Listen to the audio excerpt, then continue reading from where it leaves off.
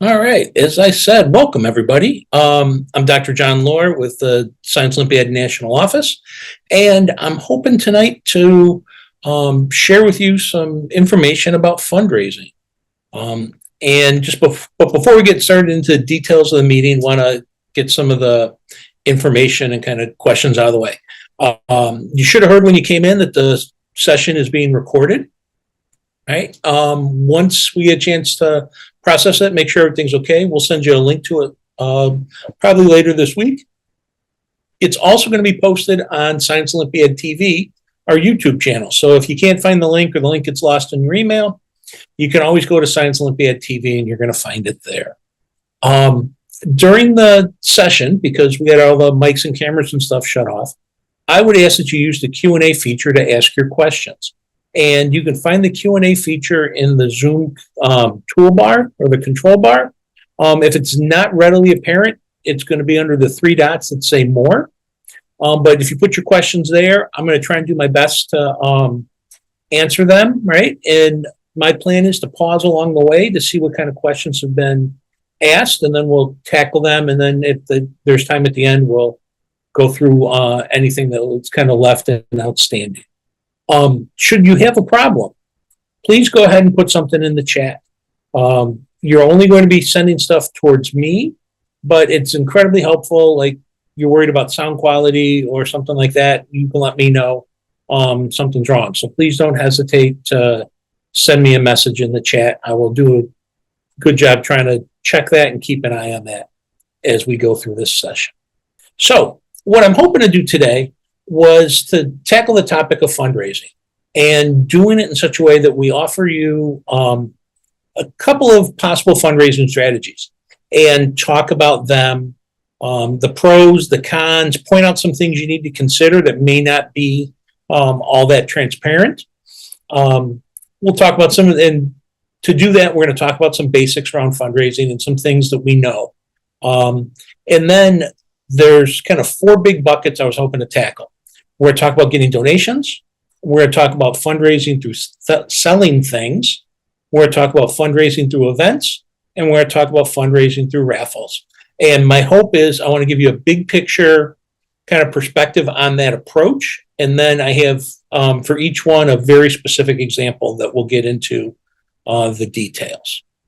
All right. And then, as I said, we're going to be tackling questions. And just by way of background, so you understand, I've been fundraising now for the better part of my career. So in terms of grad school, it was working in research. It was working on grants, submissions. As a classroom teacher, I was trying to fundraise for my school, for my classroom, for my sports teams. I've coached a number of sports teams for both my boys and have done fundraising through that. I've done fundraising here with Science Olympiad. And I've also done fundraising through a lot of my work in the community. So I have some background in the area, but by no means am I an expert. So what you're going to be getting is sort of my perspective and my tips that hopefully you're going to take away some stuff you can use. All right. So to get started and kind of have add some fun to the day, I want to ask you, what's your favorite Thanksgiving food? And if you don't happen to celebrate the American tradition of Thanksgiving or the Canadian tradition, you know, what do you do for Thanksgiving? So if you bear with me, I'm going to launch the poll. So that should be open. What's your favorite Thanksgiving food? And if you have something otherwise, right, go ahead and throw it in the chat. If you would, if there's some other traditional dish or something that I missed that you absolutely love. And by recognition, this is kind of the stuff that's usually on my table.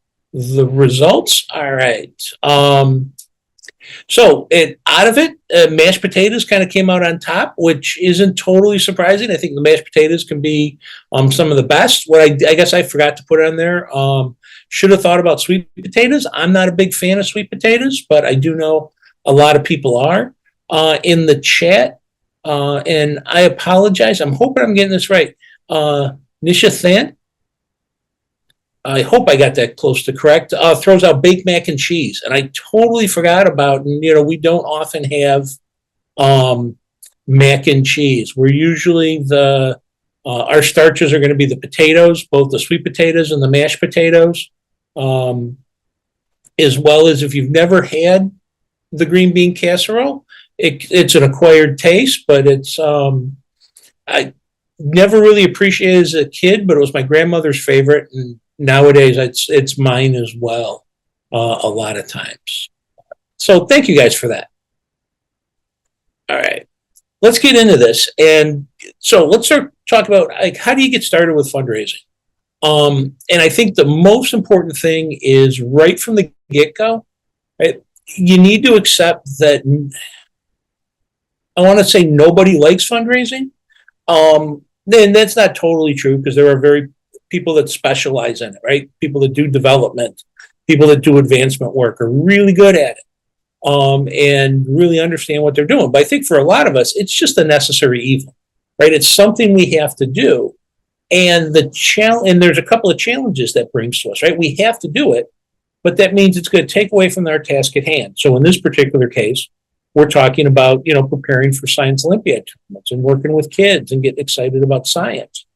Then if you're going to fundraise, we think, it generally takes a group of people to do it, but, there's that recognition that, okay, most people don't like doing it. They don't like asking questions for money, or they don't like asking about money. They don't know how to phrase the question. They don't know who to ask. They don't know the right amount to ask for, right? So there's a lot of messiness to it that turns people off.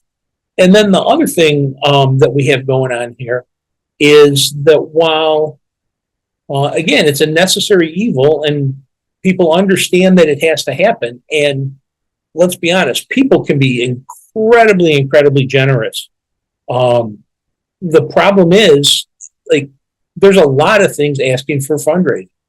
I absolutely cringe with my boys are both in high school, and each of them plays 2 sports, right? Plus the school, right? There's usually at any given time, we got 3 or 4 fundraisers going on that they're looking for people to donate to or looking for people to make contributions for. So, people get asked a lot and it makes it tricky. But accepting the fact that we have to do it, I think the biggest thing you can do, especially as an outside fundraiser with your school, is make sure you understand the fundraising rules. Every school is going to have rules in place around how you fundraise, what you can fundraise for, when they can happen, who needs to approve them, who needs to handle the money. And whatever you do, you want to make sure you stay compliant with those rules. And yeah, because if you don't, it gets awkward. And you can really create some tension between the school and the people doing the fundraising. The other big thing you need to understand is what role can the teacher and coach play?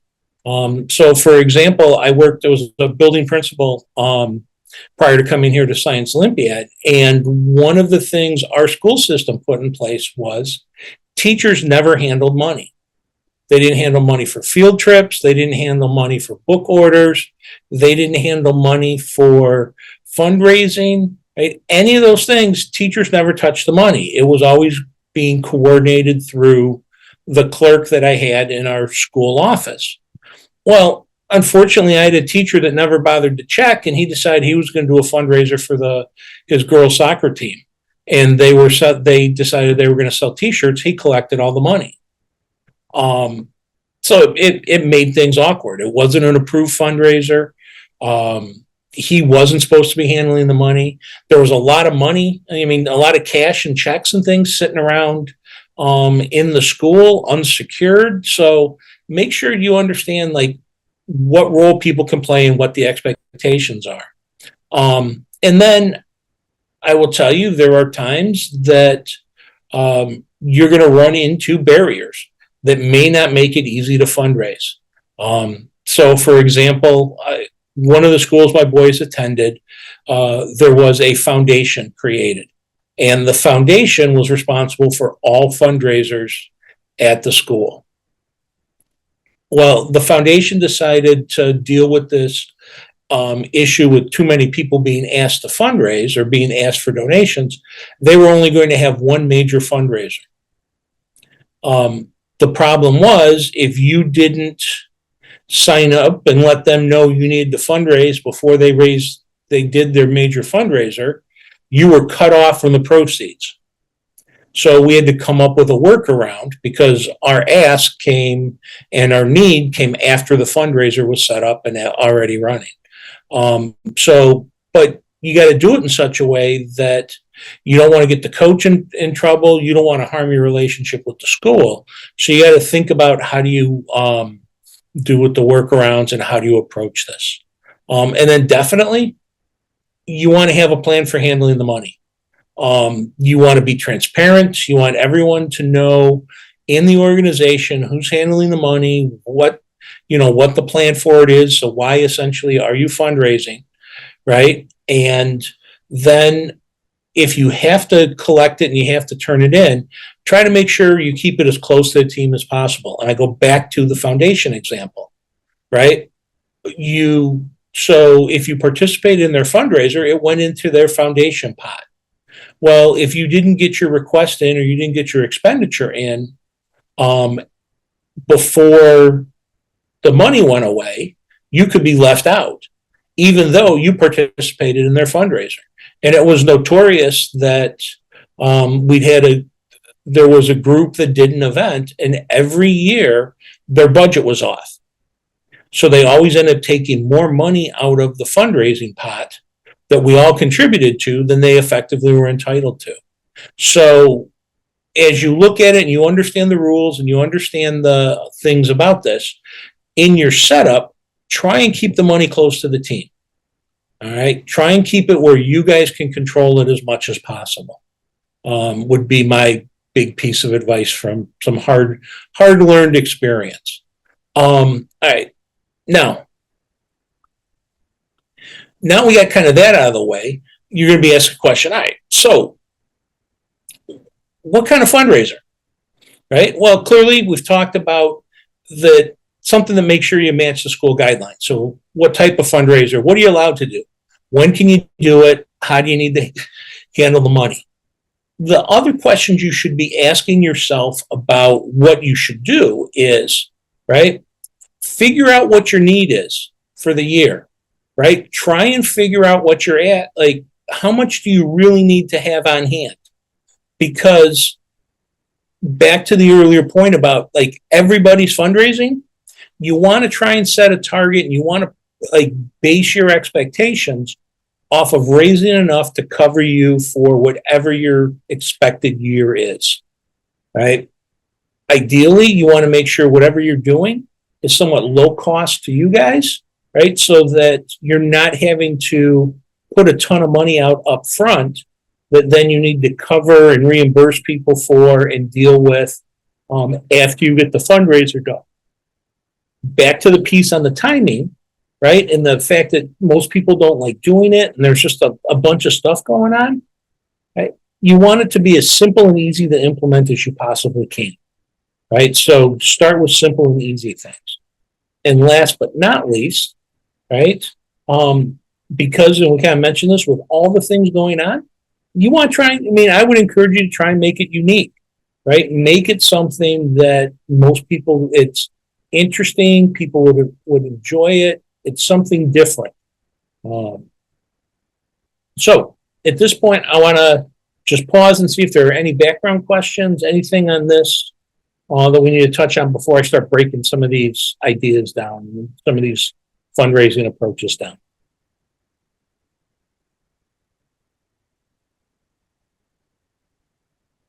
All right. If something comes to you, don't feel free to throw it in the Q&A, and I'll stop again. Okay.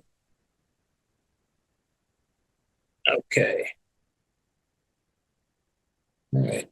Parakash, I'm going to get to that one in a second. He's got a question here about the about kind of reaching out and looking for a donation from a corporation. And I will talk to you about that in 1 second, because I'm going to I think I covered donations here in like one more slide. So, I got a bunch of different fundraisers, a couple of things on the types and thinking about, right? Not everyone's going to be right for every setting. Time and effort can differ between what you're doing, right? And also, I will tell you, the cost of the fundraiser and the amount of the money you can actually raise don't always balance. And by that, I mean, there were sometimes you're doing fundraisers that just barely break even. And again, we're going to talk about, to start with donations, and Parakash, I'll get to yours and your particular question. We'll get to selling things, we'll get to events, and we'll get to, oops, shoot, I got a typo. I'll have to fix that. We'll get to raffles. Sorry about that glaring error, everybody. All right. So when we talk about donations, I think donations are kind of the simplest type of fundraiser, just because like it's an ask. It's either an ask for money or it's an ask for stuff. They become challenging though, because like you got to figure out how to make the ask. You got to decide what makes sense. So in Parakash's question, he said one of the things is, do I need to specify the range of money? Yeah, honestly, I think there's a couple of ways when you're working on a corporate donation or when you're working on donations, particularly when it's bigger organizations, right? There's going to be a slight difference between individuals, small companies, local institutions, and bigger things like an auto company, a foundation, a grant-making organization like the government, or again, foundations, that kind of thing. For the bigger grant or the bigger donations, you're going to need to have a couple of conversations, and you're going to need to listen and understand kind of what they're interested in doing. But you should go in with a range in mind, that what you're looking for. And you should balance your range, right, based on the impact that it's going to make. Because that's what the donor is going to look for in a lot of times, right? They're going to want to see that the money they're going to put out towards an organization, right, is going to produce an impact. So asking for $1 million to impact 25 kids, right, the balance isn't there, right? So you got to kind of think that through.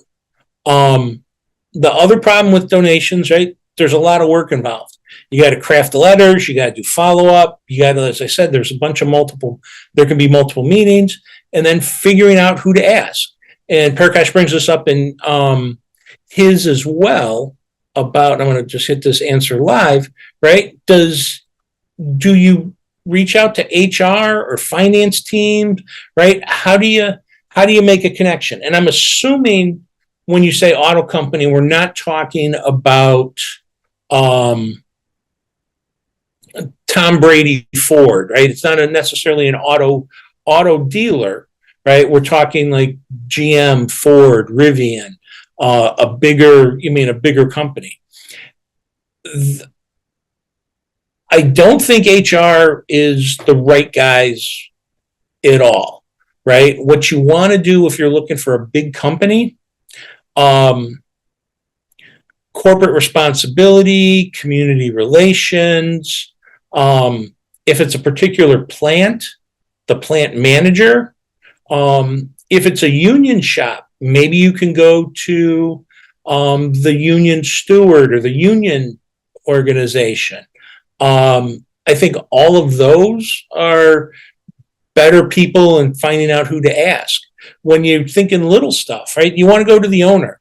The high school kid working the cash register at the McDonald's isn't really going to know anything about donations. Heck, the shift manager might not even know anything about whether or not the that store would be willing to do donations, right? So you're going to want to look for the general manager, the regional manager, the owner, are all different people to ask, right?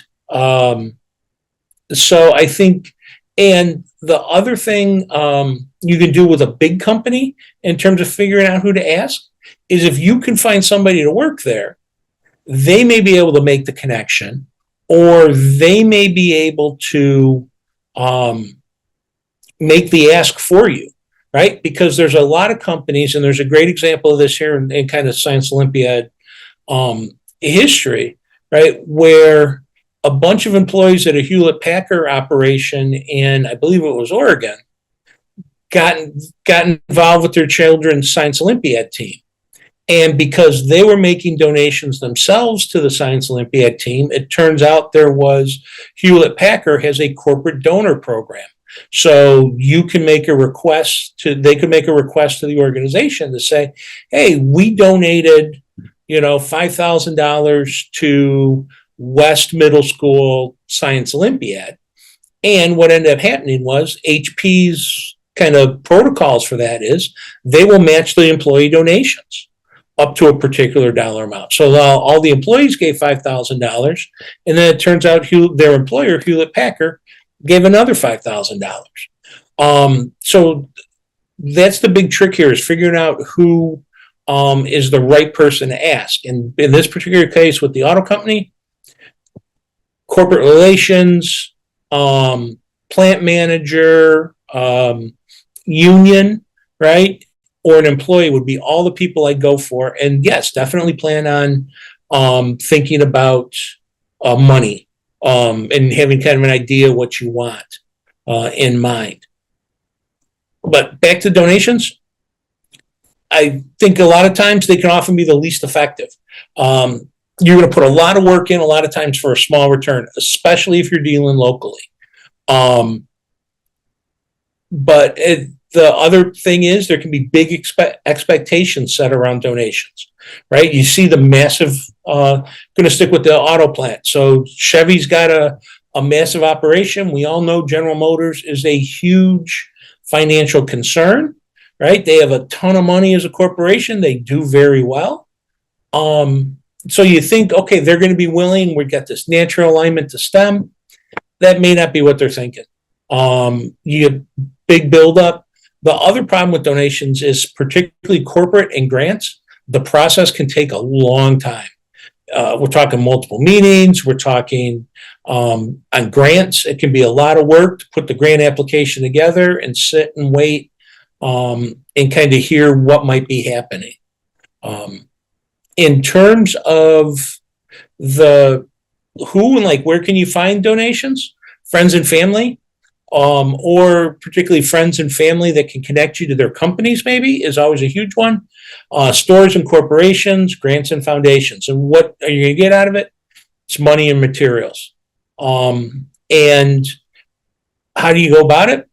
You can do letter writing, you can do emails, you can try in-person communications, web and social media. The other great one for you, and depending upon how much you want to raise, I'd almost argue the time you're going to spend trying to chase a big corporation like an auto manufacturer, your time would be better spent putting together some donors choose solutions and going donors choose on the website. Might be an easier way to try and tackle some of that. But you can use web and social media to let people know what's going on. Now, there is, having said that, I do think there is an interesting opportunity here when it comes to donations.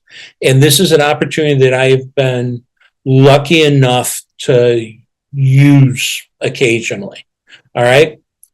I point out a couple of big and I call them local corporations, right? So these are big kind of national chains that have stores in communities. Almost all of them, Walmart or Sam's Club, Target, Home Depot, Lowe's, Menards, almost all of them have some element as part of their corporate mandate, right, to help and donate in the community.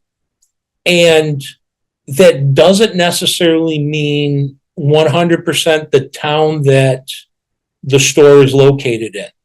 So they tend to think of their community, right, as a much bigger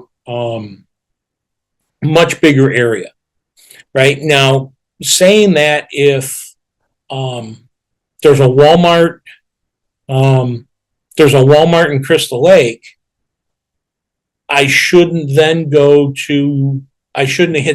hit them up for a donation and then drive 20 minutes to the Walmart in Woodstock, and these are towns where I grew up, and then ask the Walmart in Woodstock to make a donation for my program that's running in Crystal Lake, right? So you gotta, really, you can go to multiple stores, but you can't be like in a town with the store, if that makes sense.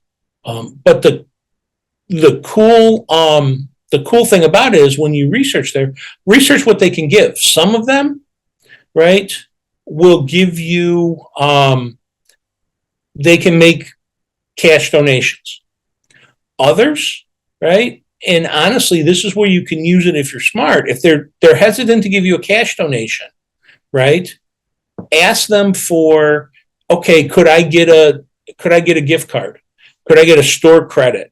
Could I get something from the store, right, where you take product off the shelf? And here's why I think this works out for you. If they say, yeah, I can give you some product, right? Well, you might be able to find build materials. So, guarantee you Home Depot, Lowe's, and Menards have PVC and the things you're going to need to build for air trajectory, or they're going to have the kind of lumber and materials you can use to build your launcher for Scrambler, let's say. They're going to have some materials and parts and pieces that you can use for Mission Possible, right? So, okay, yes, you're not getting cash, and yes, you have to use this, you're kind of stuck with the stuff they have, but that works out. I mean, even Target, right? Walmart, Sam's, they have some of that stuff too that may help you. The other thing is, maybe, hey, you use it and it's snacks for your team. It's a reward for the kids to come to practice. It's the stuff you take on the tournament bus, or you have in your homeroom at tournament, right? The other thing you can do, right, if they give you these options, right, and they say, no, we can give you merchandise, right, or we can give you a store credit. All right, then grab things that you can sell. So, and we'll talk more about this under selling things, right? So grab candy and soda. And then, all right, great. I got my candy and soda I got for free. Now we're going to turn around and we're going to sell some of this, right, to help raise our money. Last but not least, it could also turn into raffle items. You can get big ticket things potentially, or little ticket things that you can use in raffles and other kind of fundraising strategies. All right. Donations. Any quick questions, or we good moving on to the next one? Or any long questions? Hopefully what I shared makes sense, and I'm more than happy to dig more into donations if that's really the topic that people are interested in. So now we're going to jump to selling things. And I think selling things is sort of the big bucket I'm using for a whole bunch of common, like, it's a common fundraiser, right? Valerie, I see your question. We'll pick it up here at the next stop, if that's all right. With regard to selling things, right? Like I said, it's a common fundraiser, and it doesn't necessarily mean you selling, right? And I'll talk about that in a second. But if you're going to do it, right, some things to think about. If you plan to sell it, if you plan to sell at a school, right? So this is, the kids are going to sell candy bars during school. They're going to sell soda, any of that kind of stuff. Do the schools have rules around it, right? Are there things you can't sell? Are there times you can't sell? Make sure you understand kind of those rules and those things. When you're selling, you got to think about inventory management, right? Because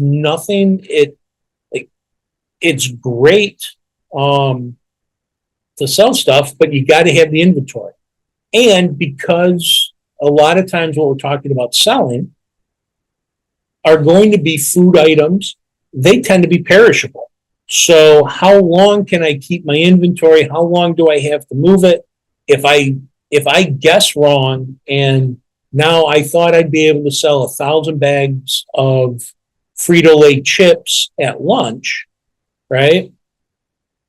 And they're not selling like I thought. What do I do with all the extra bags I got sitting? What do I do with the stuff? I mean, the chip thing's a great one. What do I do with the stuff that nobody wants? Right? What if nobody in my school likes Funyuns? What if nobody in the school likes the flavored Fritos? Right? So you got to think about what you're going to have available and how you're going to handle them. Again, food items, you got to worry about eating the profits. Okay? The work on selling can be labor intensive, right? And the percent of money you raise for the sale can get somewhat tricky. Your margins can be tight here. Though there are a couple of good ones. So I've talked about food and soda is a creative thing to sell, right? Selling snacks, candy, that kind of stuff. Always, I think, captures an audience with the kids. The other thing you can think about is you can sell things. So, and I have things kind of in quotes because one of the favorite things that happens at my boys' school, and probably one of their best fundraisers that seems to happen all the time, is they have to wear uniforms. So they've gotten the school administration to agree to do fundraisers, and they're allowed to sell dress down days. So the kids come in, they drop off some cash, and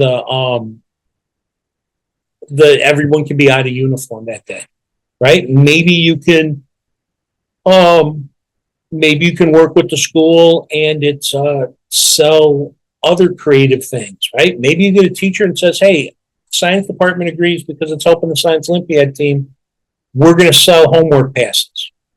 And you're allowed to buy one homework pass a quarter or something like that you can use on a certain assignment, right? So you can get creative.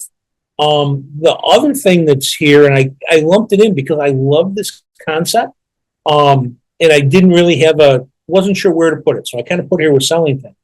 But the other thing, and this kind of gets into Valerie's question here about what's the format to write to a local business, right? In terms of fundraising, are this idea of eat and earns. And what an eat and earn is you go to a particular restaurant in your town. And more often than not, we're talking chain restaurants. Raising Cane's, Culver's, McDonald's, Chili's, Applebee's, Olive Garden. These kind of, pizza places will do it too. Like, Domino's or Giordano's. And the idea is you pick a night with the restaurant that is typically a slow night. And people that show up and say they're with your group, you get a portion of their ticket sale. So if I take my family out to Culver's, and right now we're running with my boys and everything, we probably run close to $60 between the three of us in hamburgers and milkshakes and, French fries and all that kind of stuff. Typically what the Culver's does is they'll give you 20% of your sale. So I spent $60. Well, that gets $12 of that 60 gets donated to the St. Rita Science Olympiad Club. Right. And now different restaurants will have different ratios as to what you have to spend. And, how much they return, but it's kind of a selling. You're not necessarily selling, but you do have to get the people there. And again, who are we talking about? Friends and family, classmates, neighbors. And then particularly when are you selling? Well, you do before and after school. You can sell on lunch periods. You can sell stuff over social media and the web. You can also make special events.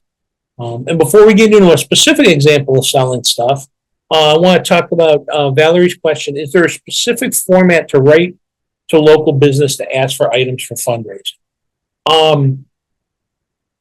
I don't know if there's the particular format, right? Though I will tell you, you can definitely find examples online. And this is also a place where I have in the past started to use AI prompts or AI like ChatGPT to help craft the letters. But what I've seen and what I've always tried to put in my letters are one, you want to make sure that if at all possible, talk about the connection between the local business and the group. So when I do stuff for the Southside Irish Parade, which is a community event, we have one of the things is it's a parade in March. We'll talk about the number of people we draw in to the neighborhood over parade weekend, right? So we can talk about, that there's potentially 30,000 new customers show up to the neighborhood. If you have data that can talk about like how much money is raised or how much money is spent by an organization, that kind of stuff is always great. If you can talk about a connection, maybe someone associated with the local business was a school graduate, has children at the school, heck, maybe even participated in Science Olympiad, right? So some paragraph that talks about connection, whether it's kind of monetary, whether it's personal, it could be about values. Hey, you're all about, we hear you and your ads talk about, hard work, family business, that's what we believe in here. Those are the same values we hold as the Marathon Science Olympiad Club, right? We're all about working hard and kind of learning from our mistakes, those kind of things. So include that. Then you want to be specific about your ask. And I always like to frame it as giving them an option of, hey, would you prefer, like we're looking for donations of both, money or, materials, right? And so kind of give them, who you're asking, right? So I wouldn't necessarily say, I'm asking the local hamburger stand, you wouldn't put materials. That's probably a monetary donation, right? Or you could ask for gift cards to be used as part of a raffle prize, or to gift cards to be in a raffle, that kind of thing. And then I think the other thing you're going to want to do is make sure you give them information about who to reach out if they have any questions. And I typically do 3 approaches with this when I've been going to a local business. So if you do the letter goes in first. Give it about, because you're mailing them local and they're local letters, they should probably get there within a week. At about the 2-week mark, stop in, drop a copy of the letter off, right? Give it 2 more weeks, then drop in for a follow-up. Would be sort of my cadence on trying to do that, right? And say, hey, just want to follow up. No, I dropped the letter off to you, right? And when you go in, it's like, hey, I sent you a letter a couple of weeks ago, but just in case, It didn't get through the mail or kind of got lost in everything. Want to drop another one off, and would love to follow up and find a time to talk and answer any questions or to see what might be possible. But I think that's how I would tackle this idea of answering a letter or kind of things I'd have in my letter to somebody. And like I said, go ahead. I mean, you can give AI, use an AI prompt, give them information and say, hey, I need a letter for this kind of local business looking for this dollar amount, or, being willing to accept money or, items for raffles. And then you're going to have to do some cleaning up because it is AI written. But the beauty is there's a lot of those floating around out there. So I think you can see, and it can help speed up the process a little bit for you. Now, my example for selling, and I got to tell you, and if you didn't catch it on the last slide, I really don't like selling. The selling thing drives me nuts. And I think it's in part because it seems like we're always doing it with my boys. We're always selling something for a team. We're always selling something for school. But the greatest selling thing I've ever come across is DoubleGood popcorn. And I only know about DoubleGood popcorn because they approached us and they're one of our partners here, right? And they're really our fundraising partner. And what you do with DoubleGood is you're going to be selling custom gourmet popcorn. So DoubleGood has a variety of flavors, variety of sizes, right? Variety of packaging that you can send. It's all made fresh.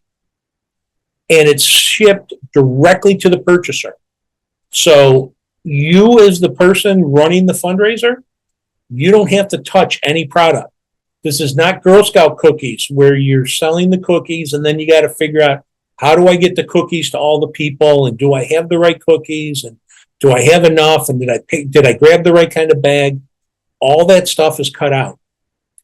All you do is really two things, right? You create an online store using the DoubleGood app, right? You only need to create one store for your team.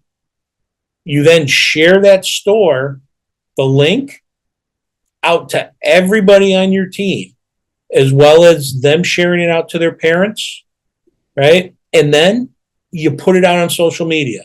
You send it in text messages. You drop it in Instagram. You make Facebook posts. And you have 4 days, a 4-day window to sell your popcorn over social media.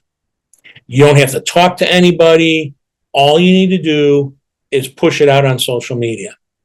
And I will tell you, I know of this because when DoubleGood comes on board, one of the things they'll do with you is every year they're making new flavors and making changes every summer to their operation.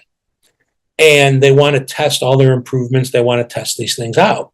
So they asked Science Olympiad, would we be interested in being part of their summer test so we could see how this works out?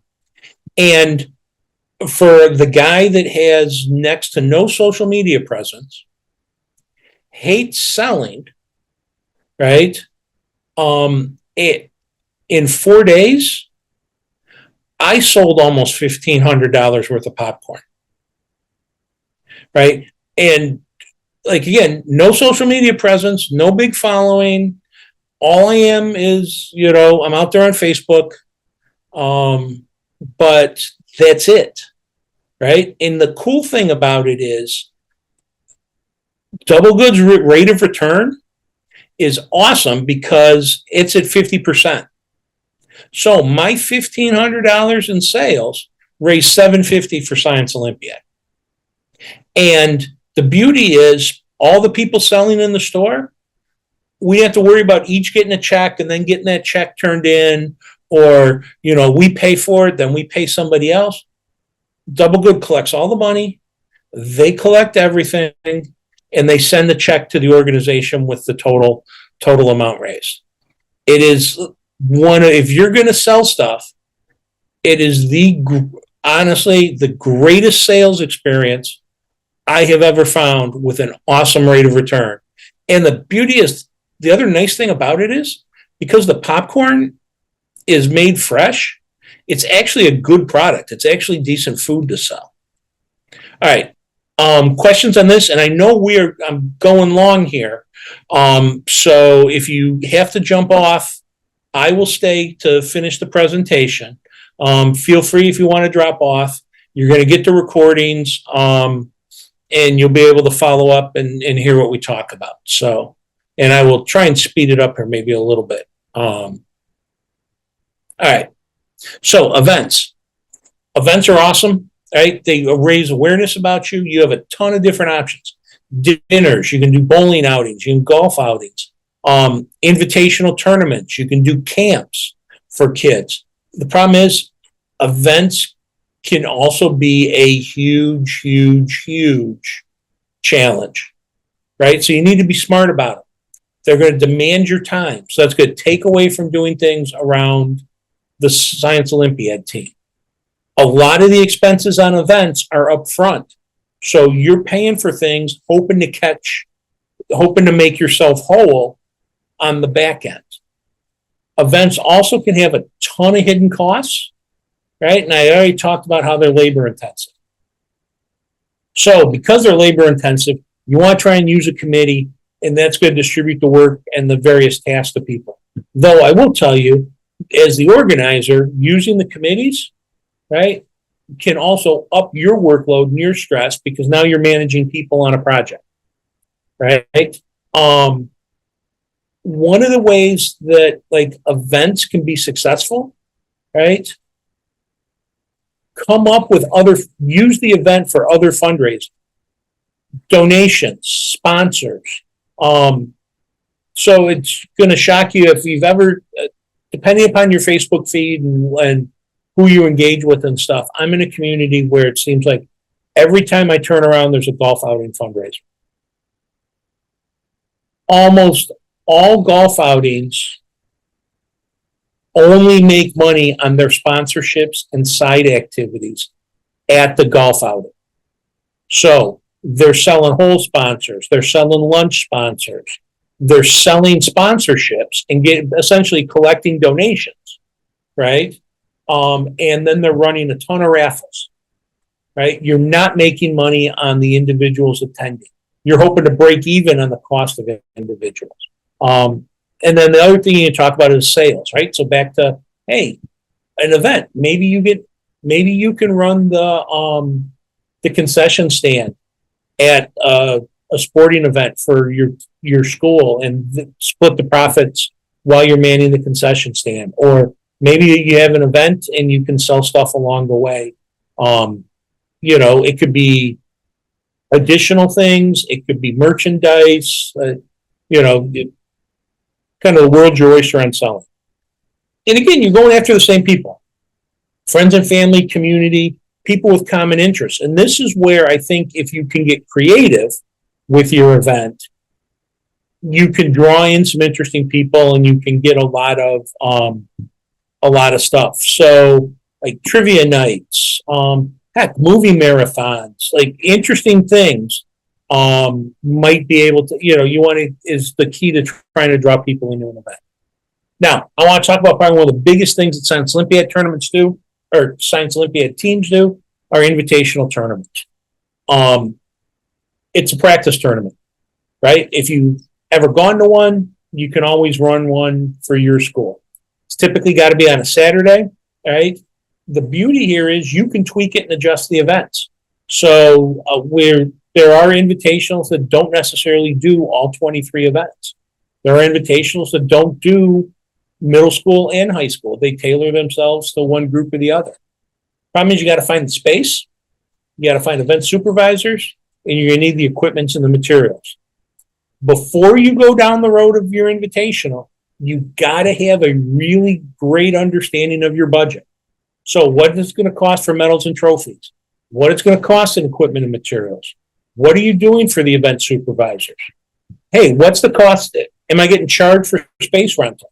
I just talked with a coach today, and she shared with how they have to actually rent space at their school to practice, right? So you're going to have to rent space on a Saturday. What's it going to cost you to clean the space up, right? Do you have to pay overtime for the building engineer? Do you have to pay overtime for the janitors to be there? Then the other thing to think about is, right, what format do you want it, right? Do you want it in person or do you want satellite? There's pros and cons to both. Are there going to be other things going on, right? So are you going to tie in a workshop? So I will tell you there's one coming up in 2 weeks in Indiana, an Invitational, and now I'm blanking. Oh, I believe it's the Northridge, is the school. Northridge Invitational in Indiana. On Friday, they're doing workshops. Then the tournament's on Saturday, right? Do you want to tie into that? Is that something to draw people in? Or is that something additional you're going to charge for? Are you going to include breakfast and lunch or snacks? Or is that going to be something you're going to charge for? Is that a revenue opportunity? Same thing with Raffle, same thing with swag. Again, it's who's your audience? You're looking for Science Olympiad teams, right?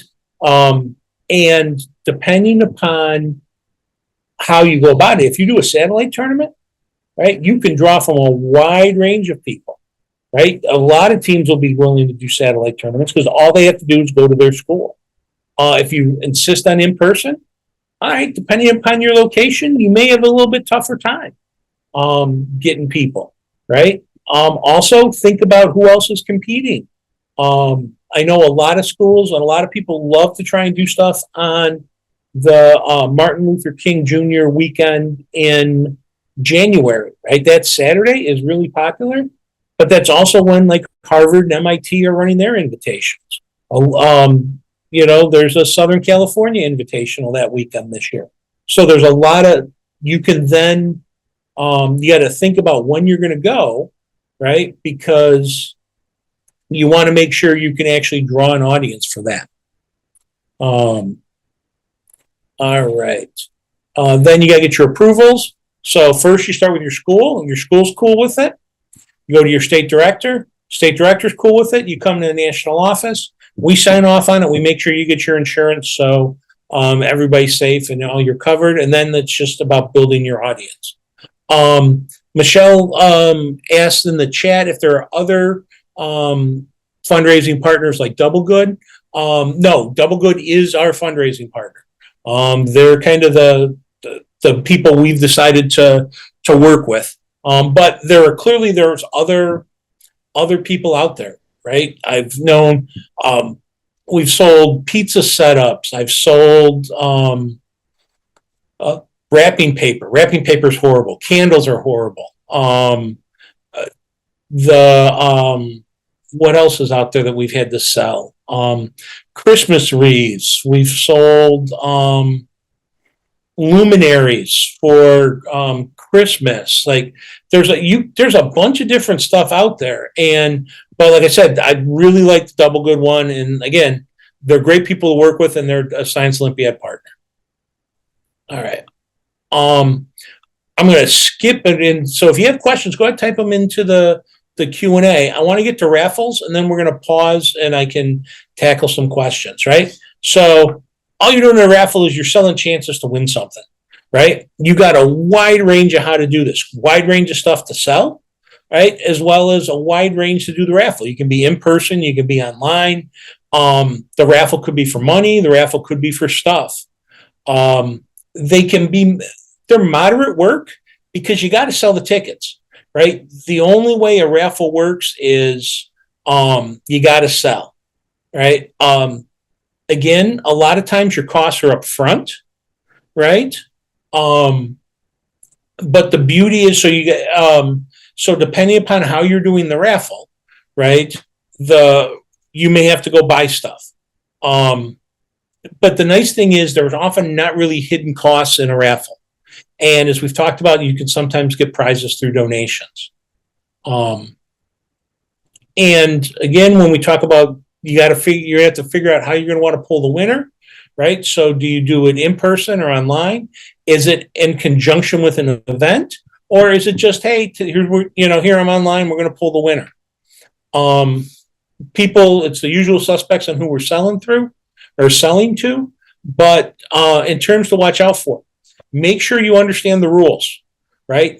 There are regulations governing raffles in states, and you want to make sure you don't run afoul of them. If you're doing it through the school may have regulations on what can be raffled off or how you go about it. The other big thing, especially if you're doing stuff online, right? Pay attention to fairness, right? You got to make sure you're watching and making sure that everybody feels it's fair. Everybody thinks we're transparent. You gotta watch out for that. Especially as you get into more expensive tickets, more big, more, I don't want to say more bigger prizes, but like more expensive prizes, bigger dollar amounts for prize, right? Then the other thing you want to pay attention to is watch out for this issue, and you got to make some decisions around cash equivalent.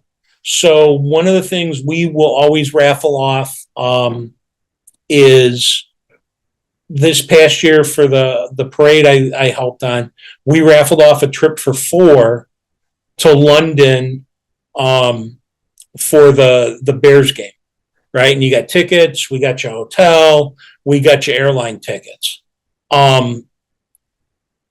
There have been, but we also had to set up, okay, here's the and specify this is what the cash equivalent is going to be, because the downside is all those items we got donated through people to cover the cost. But if somebody doesn't want to go, or they can't go because they can't get a passport in time to travel, right? Rules say, or at least the rules around us say, you got to offer a cash equivalent. So make sure you know what you're up for. Also, make sure appropriateness. All right.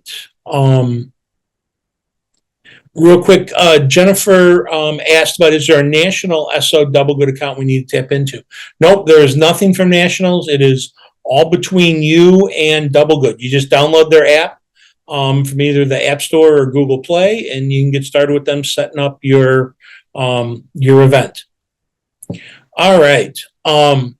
Now, I said you can raffle off a ton of stuff, and you absolutely can. This one, I want to share with you probably one of the coolest raffles that I've seen. And again, back to one of the strategies here with all of this is trying to be unique and trying to capture people's attention. I want to talk to you about a Queen of Hearts raffle. And what a Queen of Hearts is at its essence, it's a progressive split the pot. And what that means is, for a split the pot, the raffle, in a split the pot raffle, you're going to sell raffle tickets. How many raffle tickets are sold, whatever that dollar value is collected from the sale, is split in half. Half of it stays with the organization that ran the raffle. The other half of it goes to the person who won, right? The winning ticket. It's progressive because there's a very particular outcome that has to happen. And if that outcome doesn't happen when you do your first drawing, all the money that's in the pot rolls over to the next time, right? And rolls over and rolls over and rolls over. And the first time I ever experienced this, right, was done by a school in my neighborhood.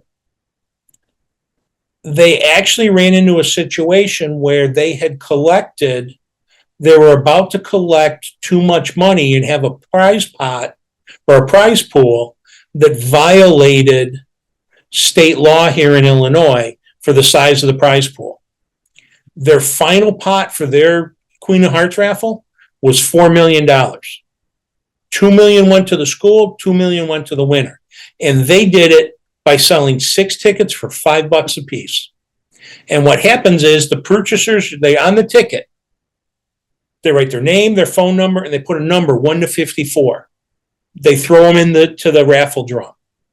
What you do as the person, and now you can buy boards for this, you can find them online, you can make it yourself. Get a standard poster board. On your standard size poster board, right, you do 54 boxes, right, about the size of a playing card. You number them 1 to 54. You then take a standard 54 card deck, right? I'd recommend you get a new deck, you shuffle it up, right? Make sure all the cards are there. You include both jokers. You then deal the cards face down on the poster board so that there's a card covering every space and nobody has ever seen what the cards are. If for any reason you end up flipping a card, you got to wipe the board, start all over, deal them back out, right? Nobody should see what's in each space. Then you tape them down so you can't see them, you can't turn them over, right? I've even seen places where they tape them down, then they run that entire thing through a laminator so that everything is sealed on there. Now, what happens is you pick a time and a place, you draw one ticket per week. So I come out, John Loehr, number 23, right? They go ahead, they get a knife, they cut open space 23, they flip the card over, right? We're looking for the Queen of Hearts. If you don't see the Queen of Hearts, we do it all over again the following week. And you keep going and keep going and keep going. And now, because there's a danger in this thing going really long and people kind of getting frustrated and not seeing any money, right? You can offer other payouts. So I've seen places do it. Well, hey, if you get an ace, right? If you get a queen that's not the Queen of Hearts, right? You get money. They've done it where somebody said that if you get the Joker, right, you reset the board. So let's say you find the Joker, and at this point in time, there's 20 cards remaining, right? What you would then do is you cut all of them out, get a new board, you shuffle those 20 up, you deal those 20 back out, right, to the spaces that haven't been picked yet, right? You reseal the board and you start over. The cool thing about finding a host site is you make the drawing an event. So you get more people in. And if you get more people in, they're going to buy more tickets, right? And it's good for the host because you pick a night or pick a time when the business is slow. So at a restaurant, at a bar, I've seen schools do them at these kind of raffles at sporting events, right? So we're always going to pull the raffle ticket at halftime. If you've been to almost any kind of baseball game lately, and I even think basketball, like they're doing split the pots. And you can, after in the eighth inning, they're going to pull the raffle ticket and you get your ticket number. And what you need the playing cards and you need a roll of those two-sided raffle tickets. The side that says ticket, they put their name, phone number, and a number 1 to 54 in, right? And then you go ahead and they keep the other half so they can come up. They can show you that it's them, plus they can show you their driver's license and their ID. But it's probably one of the cooler raffles I've seen and one of the more unique ones lately. All right, we've kind of reached the point. Any questions? I see nothing in the chat. I got nothing in the Q&A.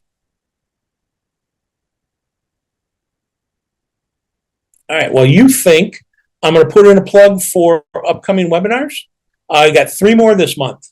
Next week is a very student-focused one, and coaches too, probably, about disease detectives and how outbreak investigations work. And you can get your questions answered about the event and about outbreak investigations.